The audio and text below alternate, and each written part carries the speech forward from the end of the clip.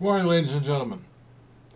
This is a little bit of a strange one. I wanted to do kind of a prediction regarding the current debacle with the clearly partisan attack on Mr. Trump and what effects it will have on the Electoral College. So, basically, I'm going to mark down the safe states. And I would say margin of vote, let's go with that. Nebraska third, 75% for Trump in 2020. It's going to be about the same margin. Wyoming, 70%. Same. West Virginia, about 70%. Correct. Oklahoma, yes. North Dakota, Idaho, Arkansas. So basically any state that has more than 60% Republican vote, I'm going to mark them out. Or in a case of where the Democrats did not score more than 40%. I think that would be a fair margin to make.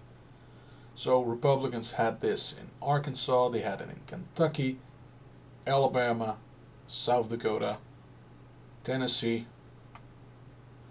Louisiana had the Democrats at slightly under 30,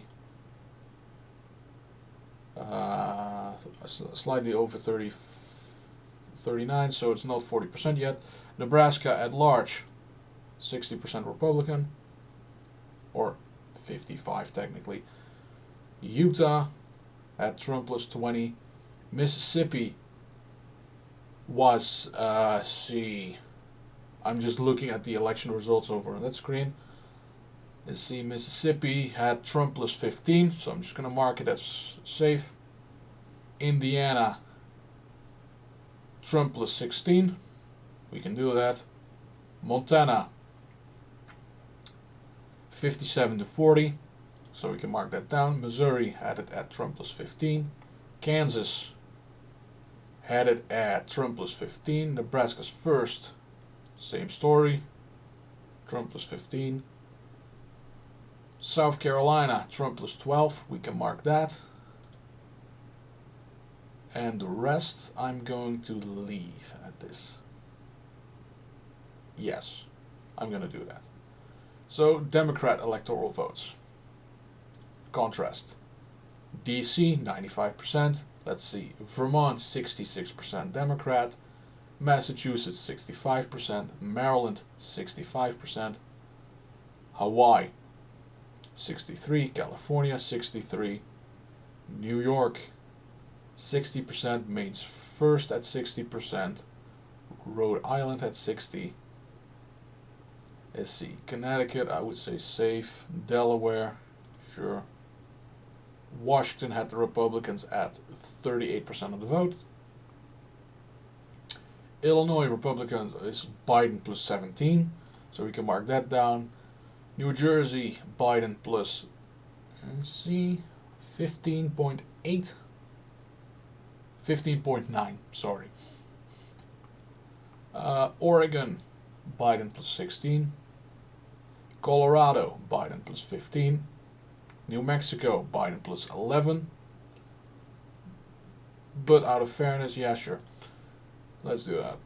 Virginia, Biden plus 10. I'm going to leave it at safe. Maine at large. Well, I didn't do Maine's second district, so I'm not going to do this one first. Alright, so all the other states. These are within 10 points. So what's going to happen in this particular scenario? I'm just going to get this centered to about here. So these are all the states that are technically up for grabs, or within 10 points in the last presidential election. So what's going to happen? With Trump being arrested, there's a lot of independent people who are just going to say, fuck it, I'm voting Trump now.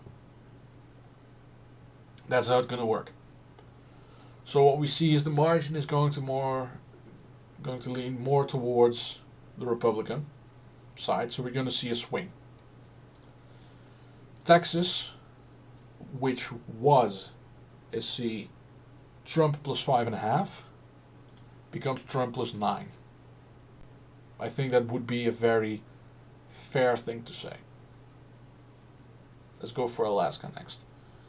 52.8 to 52.7, so technically a 10.1% victory.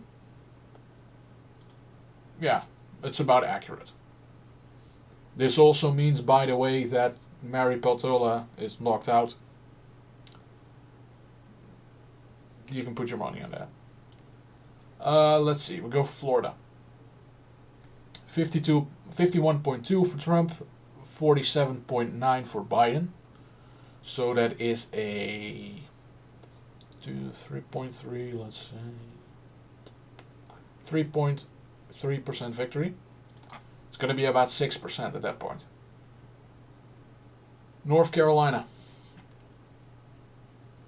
Let's see where we have that one. 49.9 to 48.6. So it's a 1.3% victory for Trump. You're going to see the Libertarian vote plummet, go towards Trump. You're going to see some of the Democrats vote for Trump. So I think Trump plus 4, Trump plus 5. Slightly under. Let's put it at that. I think some more Rust Belt is needed in this particular case. Iowa, 53.1 to 44.9. That's going to be Trump plus 10. Easy. It was almost. So it was Trump plus 8 in this particular last scenario. Going to be Trump plus 10.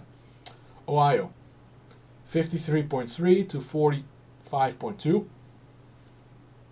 So it's slightly over 8 points. That's going to be more than 10. Maine second, 52.2 to 44.8, which would be a 7.4% margin of victory. Yeah, it's going to be about Trump plus 9. Let's finish this up. Maine at large.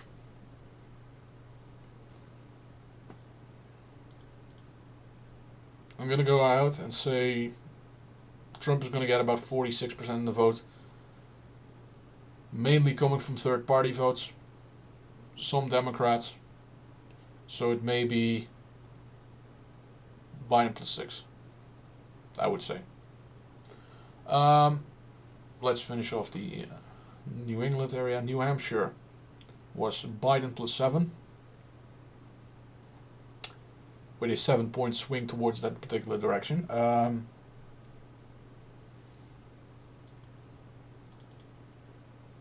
would say Biden plus 4. Biden plus 3. New Hampshire I no longer consider a swing state. I consider it a Democrat state. Nebraska second. Biden plus 6.5. I think it's going to flip back. Trump plus 2. At the most. Let's go, let's finish the Sun Belt, I suppose. Georgia. Biden plus 2.2 with 1.2% of the Libertarians voting. Those Libertarians are going to vote for Trump. About half of them. So you already see this. I think there are going to be about 2% of Democrats switching their vote to Trump. I think Trump plus 3. If he is actually arrested and through the ringer. Arizona, Biden plus 0.3. I think they did a lot towards the defortification. 1.5% Libertarian vote. So again, Trump plus 2, maybe 3. Slightly above 2, so I'm going to mark it at this. So we can already see. Let's just make sure that we don't do that. Trump is at 263. What needs to happen is he needs to win one of the 4 Rust Belt states. Pennsylvania, Michigan, Wisconsin. Minnesota, Nevada is irrelevant for the Republicans. Let's go Pennsylvania. Biden plus 1.2 with 1.4% of 1.14% Libertarians. So this gap is going to be a lot narrower. And I think some Democrats are going to flip. I think, however, Pennsylvania is narrowly for Biden. Less than 0.5%. Michigan. Biden plus 2.8. with 1% libertarian vote. Again, Biden +2. Wisconsin, Biden plus 0.6 with 1.2% libertarian. It's going to flip. It's going to flip back again towards Wisconsin. The swing is going to continue, or the drift in Wisconsin is going to continue, and Wisconsin is going to become one of the Republican strongholds in the future. In a decade, Wisconsin is going to be a safe Republican state. Decade, maybe 2 decades. Minnesota, Biden plus 7.1. 1% libertarian voting. This is an anti-Trump state. It's going to be safe Democrat. And the last one, Nevada. Biden plus 2.4, 1% libertarian vote. Those are going to go for it's Trump. And what we saw with Joe Lombardo. This is going to be my hot take for the cycle. I think it's going to flip Republican on a national level. So 279 to 259. If the election were held after Trump gets indicted, it's Trump winning the White House again. Completing the Grover-Cleveland arc and completing the, trilogy, the Star Wars trilogy. So in this particular case, we had A New Hope, The Empire Strikes Back, and now we're finally at Return of the Jedi, with Donald Trump being back in the White House. It's a tale of classical Americana, and I think we're going to be ready for this in, let's say, a little over a year. A year and a half is going to be absolutely fucking beautiful. Thank you all for watching, listening to my semi-demented ramblings. Have a nice day. Cheers.